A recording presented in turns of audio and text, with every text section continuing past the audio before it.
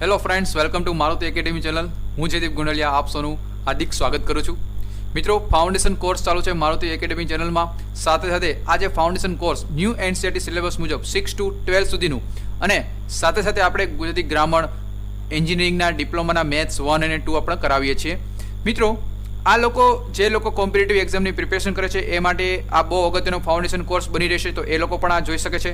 અને મારા નાના ભાઈઓ તથા બહેનો કે જે 7મા ધોરણમાં ભણે છે, તો એ લોકો માટે પણ આ લેક્ચર બહુ ઉપયોગી નીવડશે. તો એટલા માટે આ વિડીયો વધુ લોકોને શેર કરજો, જેથી એ લોકોને પણ આ બેનિફિટ થઈ શકે. તો મિત્રો, હું ભણાવું છું ઇતિહાસ, અને એમાં આપણે લાસ્ટ લેક્ચરમાં આપણે ભણ્યું હતું દિલ્હી સલ્તનત વિશે. આજે સમજવાનું છે નેક્સ્ટ ચેપ્ટર, એટલે કે છે મુઘલ સામ્રાજ્ય. યસ મારા મિત્રો, એ છે મુઘલ સામ્રાજ્ય વિશે આપણે સમજવાનું છે. મિત્રો, તમને એક ક્વેશ્ચન પૂછું કે ભાઈ, તમે તાજમહેલ જોયો છે કે નહીં? તમે કહો હા સાહેબ જોયો છે. ઘણા લોકોએ દિલ્હીનો લાલ કિલ્લો જોયો છે, ફતેહપુર સિક્રીનો બુલંદ દરવાજો પણ જોયો છે. પણ શું મિત્રો, આ તમને ખ્યાલ છે કોણે બનાવ્યા છે? નહીં ખબર હોય તો એટલે માટે આ લેક્ચર તમે જોવો પડશે. તો મિત્રો, આ લોકો આ જે સ્થાપત્યો છે એ બનાવ્યા છે મુઘલ શાસકોએ. મિત્રો, મુઘલ શાસનની સ્થાપના પહેલાં સલ્તનત યુગનું શાસન હતું. આપણે ખ્યાલ છે દિલ્હી સલ્તનતનું ગુલામ વંશ હતો, ખિલજી વંશ હતો, એ બધું હતું. ઉપરાંત કેટલાક રાજપૂત રાજ્યો પણ હતા.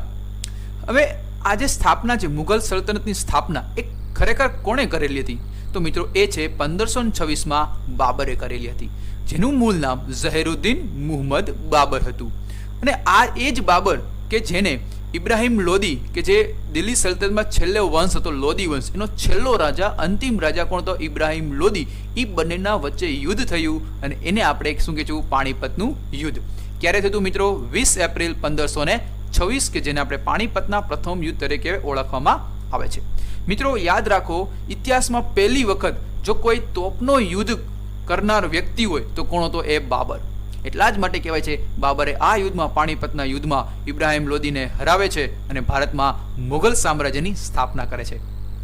હવે આપણે સમજીએ કે આ મુઘલ શાસકો એ કેટલા હતા. ટોટલ મિત્રો 6 મુઘલ શાસકો છે. અને આ મુઘલ શાસકોમાં સૌથી પહેલું નામ તો હું તમને કહું તો બાબરે તો મેં સીધું સમજાવ્યું. હુમાયુ છે, અકબર છે, જહાંગીર છે, શાહજહાં છે, અને ઔરંગઝેબનો સમાવેશ થાય છે. મિત્રો, હવે આપણે સૌથી પહેલા એ મુઘલ શાસકનો સૌથી પહેલો મુઘલ શાસક કે જેનું નામ છે બાબર.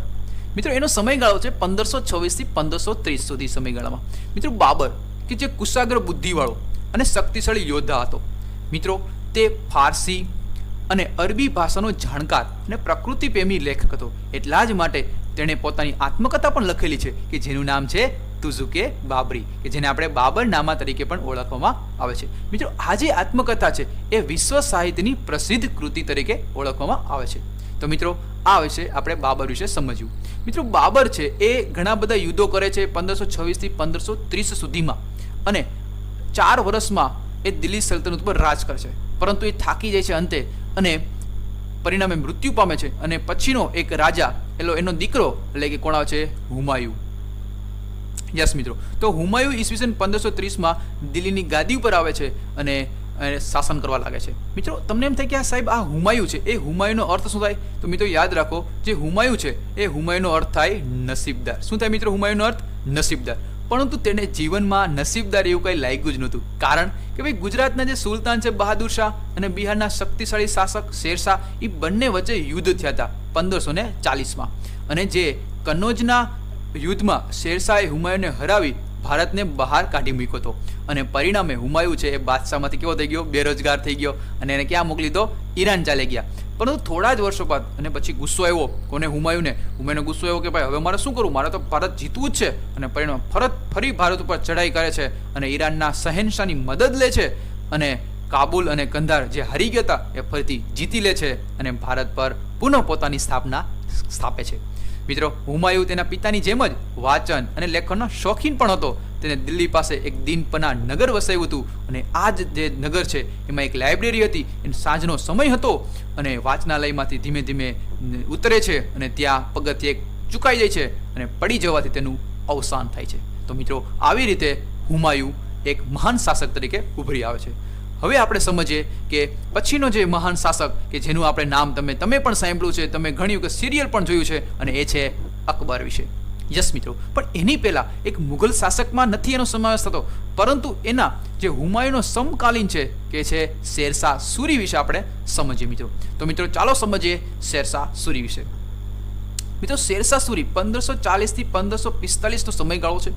શેરશાહ છે અફઘાન વંશનો મુસ્લિમ શાસક હતો કે જેનું નામ ફરીદ ખાન, શું તો મિત્રો જેનું નામ ફરીદ ખાન, અને હુમાયુને હરાવી ભારત પર પોતાની સત્તા સ્થાપી હતી. હમણાં આપણે જોયું હતું ને બિહારના, એ જ આ વ્યક્તિ છે.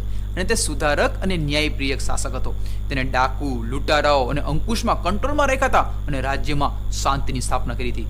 નવી ટપાલ વ્યવસ્થા ઊભી કરી હતી. તેણે વેપારીઓ અને યાત્રાળુઓએ ધર્મશાળાઓ બંધાવી હતી. રૂપિયાનું ચલણ શરૂ કરાવ્યું હતું અને વિશાળ સેના નિર્મિત બનાવી હતી. અને એટલા જ માટે એને એક મહત્વનો રાજમાર્ગ બનાવ્યો હતો કે જેનું નામ છે ગ્રાન્ડ ટ્રંક રોડ. શું મિત્રો નામ છે એનું? નામ છે ગ્રાન્ડ ટ્રંક રોડ, કે જેને બનાવેલું છે અને જે બંગાળ અને ઉત્તર ભારત સુધી વિસ્તરેલો છે. મિત્રો યાદ રાખજો, કોણે ગ્રાન્ડ ટ્રંક રોડનું નિર્માણ કર્યું? તો શેરશાહ સૂરીએ.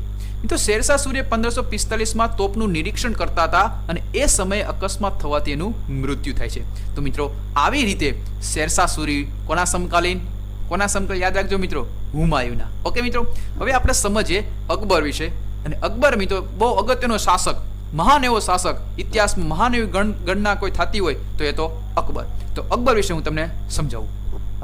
નો સમયગાળો કેટલો છે? 1556 થી 1605 સુધીમાં.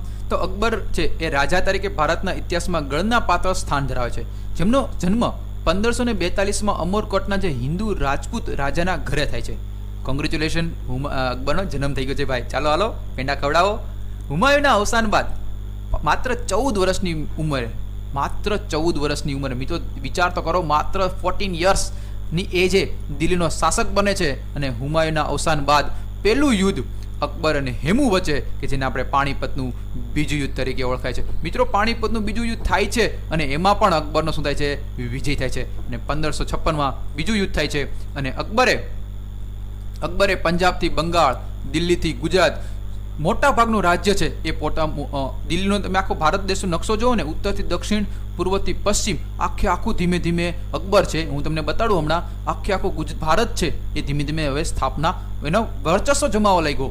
અને અકબર અને મેવાડના રાણા પ્રતાપ વચ્ચે બહુ જાણીતું યુદ્ધ, તમને પણ ખબર છે, મહારાણા પ્રતાપ અને અકબર વચ્ચે એક મહાન એવું યુદ્ધ થયું હતું. અને એનું આપણે એ યુદ્ધનું નામ શું છે? હલ્દી ઘાટીનું યુદ્ધ. યસ મારા મિત્રો, હલ્દી ઘાટીનું યુદ્ધ. આ હલ્દી ઘાટીના યુદ્ધમાં મિત્રો અકબરનો વિજય થાય છે અને અકબરે કાબુલ, કાશ્મીર અને બલુચિસ્તાનથી દક્ષિણમાં અહેમદનગર સુધી પોતાની વિજય યાત્રા કઢાવે છે. મિત્રો વિશાળ સામ્રાજ્ય છે, મિત્રો વિચાર તો કરો. અને અકબરે છે એ ફતેહપુર સિકરીની પોતાની રાજધાની બનાવે છે અને અનેક ભવનોનું નિર્માણ કરે છે. તો મિત્રો અહીંયા તમે જોઈ શકો છો બુલંદ દરવાજો, તો એ પણ આ કોને બનાવ્યો છે?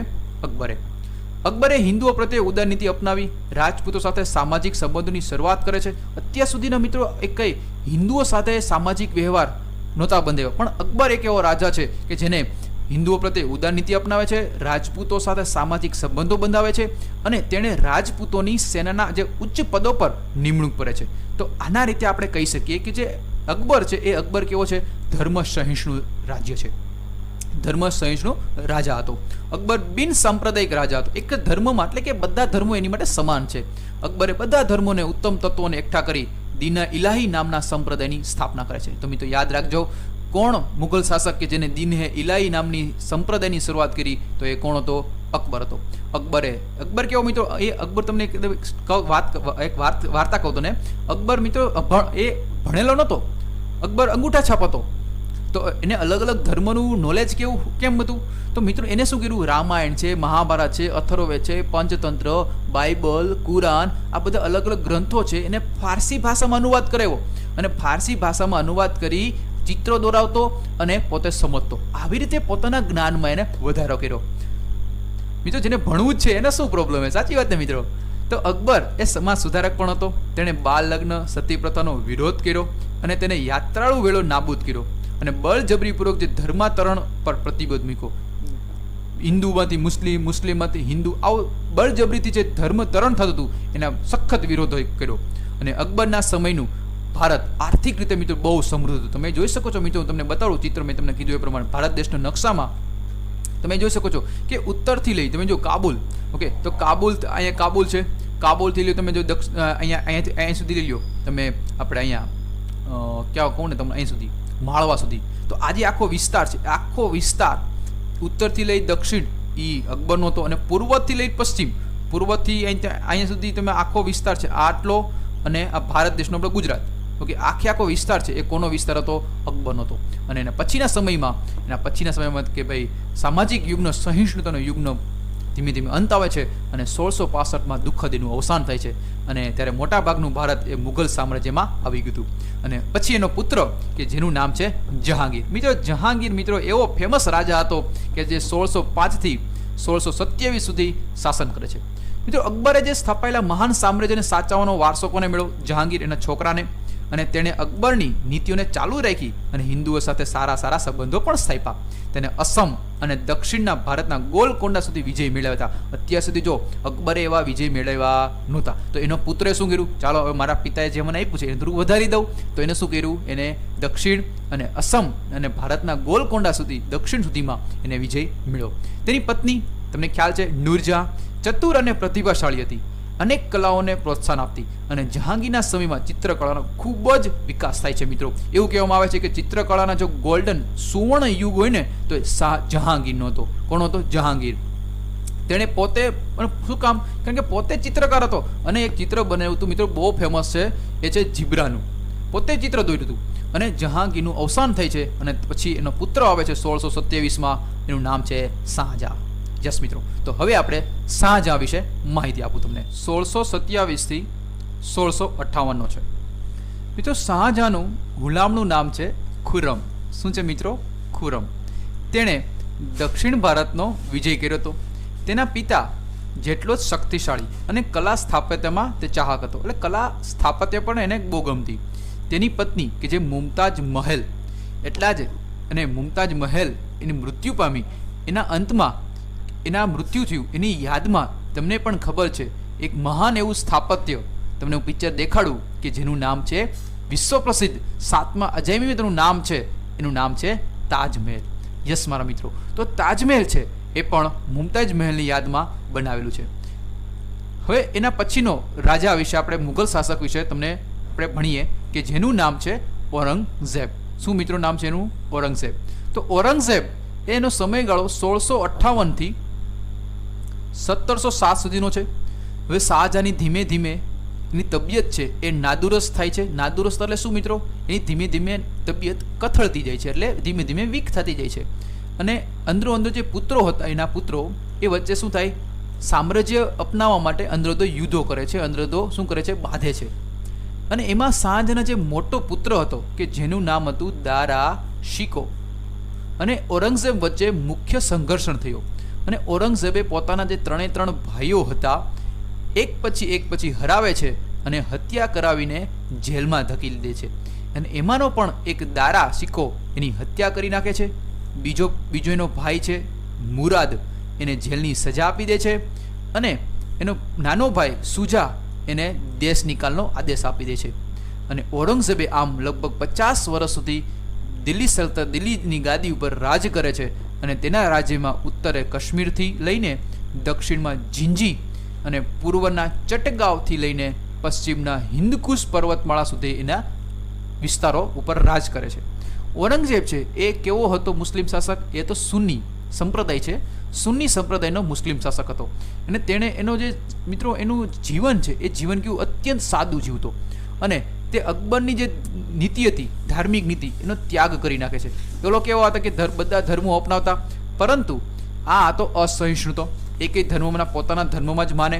સંગીત, કલા, મૂર્તિ પૂજા, ધાર્મિક ઉત્સવમાં એક એવા ઉત્સવ માને જ નહીં, મૂર્તિ પૂજા નહીં, સંગીત કલા માને નહીં, કાંઈ નહીં.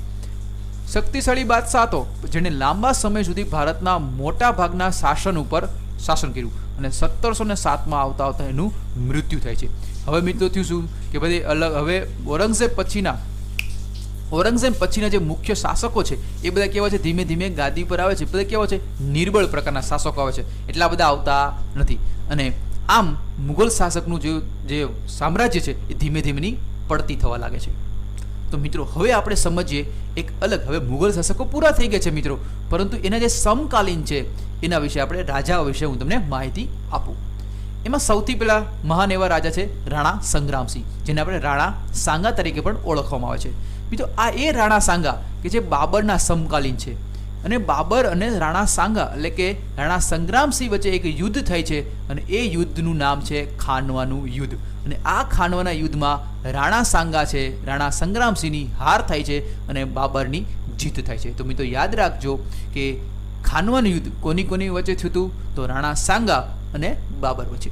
હવે આપણે એક મહત્વના કે જે અકબરના સમકાલીન કે જે કોણ હતા? મહારાણા પ્રતાપ. તો મેં તમને કીધું હતું કે હલ્દીઘાટીનું યુદ્ધ થયું, અને એટલા માટે આપણે ખબર છે હલ્દીઘાટીનું યુદ્ધ થાય છે અને અકબર છે એ વિજયી થાય છે, પરંતુ રાણા પ્રતાપ એ ઉદયપુરની આસપાસના વિસ્તારમાં પોતાની સત્તા સ્થાપે છે, અને અંદરો અંદર હજી તો સંઘર્ષ ચાલુ જ છે.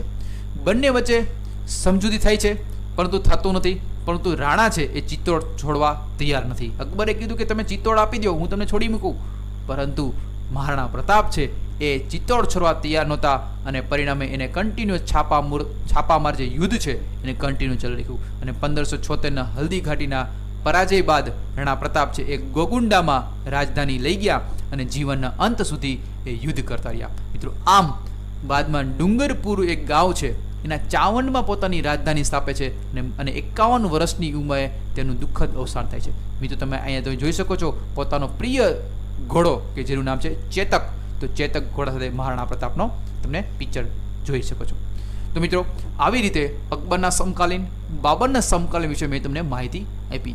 હવે આપણે સમજવાનું છે હજી એક મહાન શાસક, મારવાડના શાસક કે જેનું નામ છે વીર દુર્ગાદાસ રાઠોડ. તો મિત્રો એના વિશે આપણે થોડીક માહિતી આપું અને છત્રપતિ શિવાજી વિશે થોડીક માહિતી તમને આપી દઉં.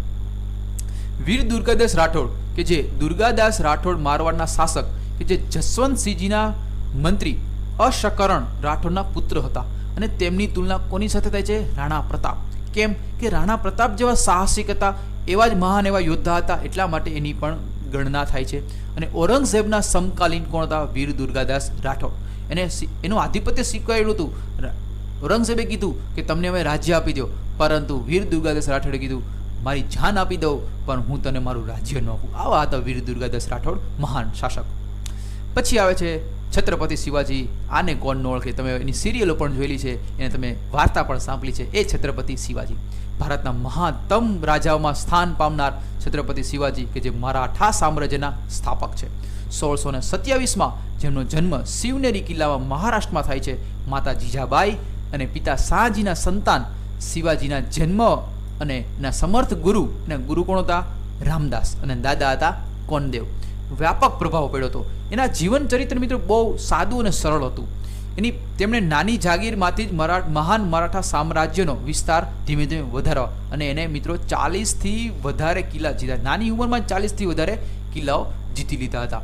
અને આમ અંતે મુઘલ શાસકો વિશે અને સાથે સાથે મિત્રો તમને કહું કે એના મુઘલ બાદશાહ જે ઔરંગઝેબ અને બીજાપુર સાથે લાંબો સમય સુધી સંઘર્ષ કરે છે. ઔરંગઝેબ અને છત્રપતિ શિવાજી છે બહુ લાંબો યુદ્ધ થાય છે, અને અંતે 1665માં મુઘલ સમ્રાટ તેમની હાર થાય છે અને સંધિ કરે છે, અને ઔરંગઝેબ તેમને અંતે જેલમાં પૂરી દે છે. પરંતુ મહાન એવા છત્રપતિ શિવાજીને થોડો જેલમાં પૂરાય, એ તો ભાઈ છૂટીને વયા ગયા, અને અંતે એ રાજગઢમાં પહોંચે છે 1674માં, અને ત્યાં એનો હિન્દુ સમ્રાટ તરીકે એનો રાજ્યાભિષેક થાય છે. તો મિત્રો અહીં તમે રાજ્યાભિષેક થયેલો તમે પિક્ચર તમે જોઈ શકો છો.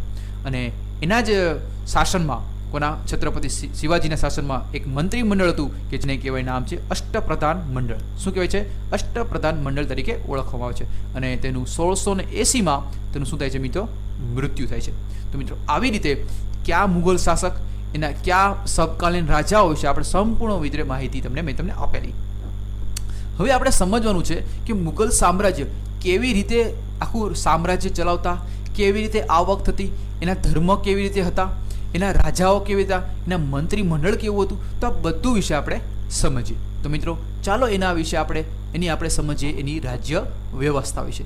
તો મિત્રો મુઘલ સામ્રાજ્યમાં જે રાજ્ય વ્યવસ્થા છે, એની રાજ્ય વ્યવસ્થા એ સ્થાપના કરનાર કોણ હતા? અકબર. એટલે એમાં શું હતું કે ભાઈ મેન કોણ હોય શાસનના કેન્દ્રમાં? અકબર એટલે કે બાદશાહ. અને તેની સલાહ આપવા કોણ હતું? મંત્રી પરિષદ. આજે કેમ આપણે છે કે ભાઈ વડાપ્રધાન કોણ? નરેન્દ્ર મોદી. એના સલાહ આપવા કેમ મંત્રીમંડળ હોય છે? એવી જ રીતે પહેલાં પણ હતું. અને બાદશાહ છે સર્વોચ્ચ સેનાપતિ અને ન્યાયાધીશ હતા. બાદશાહ અને વહીવટતંત્ર વચ્ચે તાલમેલ રાખવા માટે એક વજીરની પણ નિમણૂક રાખવામાં આવતી. જેમ કે અત્યારે કેમ રાજ્યપાલ છે, મુખ્યમંત્રી અને આપણે મંત્રીમંડળ વચ્ચે આપણે વ્યવસ્થિત કરવું હોય તેમાં કોણ આપણે રાજ્યપાલ વર્ક કરતા હોય છે.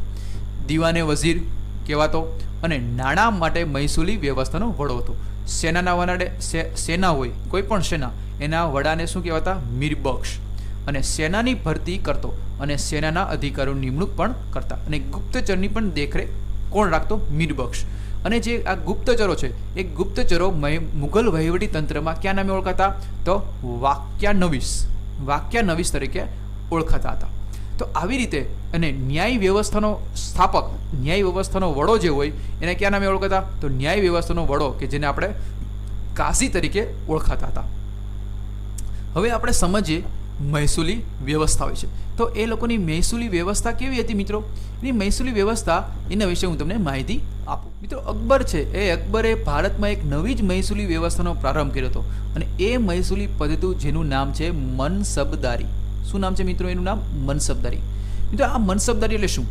મિત્રો આ મનસબદારી એટલે કે મનસબ એટલે શું? જાગીર. અને મનસબદાર એ જાગીરનો વડો અધિકારી ગણાતો. મિત્રો એના પહેલાં તમે સમજાવું કે આ જે શાસન વ્યવસ્થા છે એમાં મહેસૂલ છે. મહેસૂલ એટલે શું? કે ભાઈ જે જમીનદારી આપણે પૈસા આપે એ. આપણે મુઘલ સામ્રાજ્ય, મુઘલમાં આપણે ભણીએ છીએ એવી રીતે ગુપ્ત સામ્રાજ્યમાં ભણી ગયા ને એમાં મહેસૂલનો દર એ વાર્ષિક જેટલો ઉપજ કરે, જે કોઈ ખેડૂત હોય એ ખેડૂતનો જેટલો ઉપજ આવે એનો જે 3 ભાગમાંથી 1 ભાગ કોને આપી દો? રાજાને આપી દેવાનો.